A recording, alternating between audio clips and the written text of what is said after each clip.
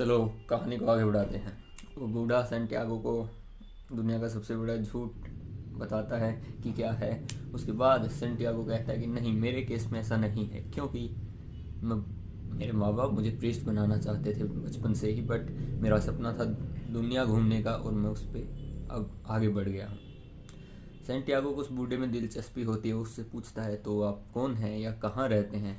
वो बूढ़ा कहता है कि मैं सेलम जगह का राजा हूँ।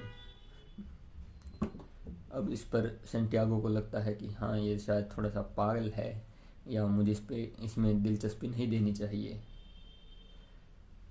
फिर वो बूढ़ा सैंटियागो को टोकता हुआ कहता है कि अगर तुम मुझे अपनी भेड़ों में से 1/10वां हिस्सा उन भेड़ों का मुझे दे दोगे तो मैं तुम्हें खजाने का रास्ता बताऊंगा कि वो खजाना कहाँ छुपा है।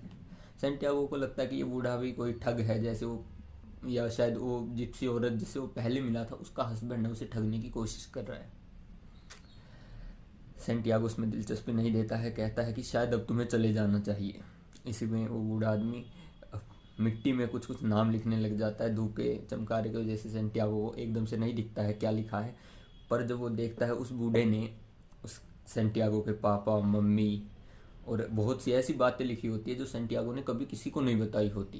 यहाँ तक कि उस लड़की का नाम भी लिख देता है वो, जिससे सैंटियागो इतने दिनों से मिलना चाहता था।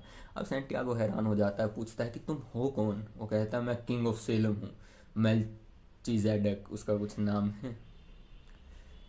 फिर शेफर्ड पूछता है सैंटियागो कि एक राजा गडरिये से क्यों बात करना चाहता है, क्यों बात कर रहा है वो उससे। तो राजा बताता है कि मैं तुमसे इसीलिए बात कर रहा हूँ क्योंकि तुम अपनी डेस्टिनी समझ चुके हो। शेफर्ड पूछता है कि डेस्टिनी क्या होता है।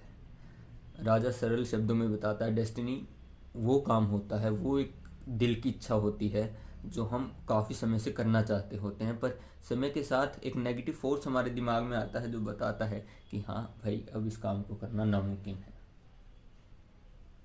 दैट्स इट, यहाँ तक यही था।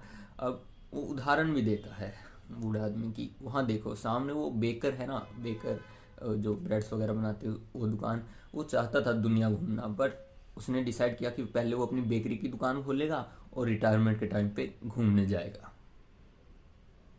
अब आगे देखते हैं क्या होता है। अब पढ़ना पड़ेगा काफ़ी।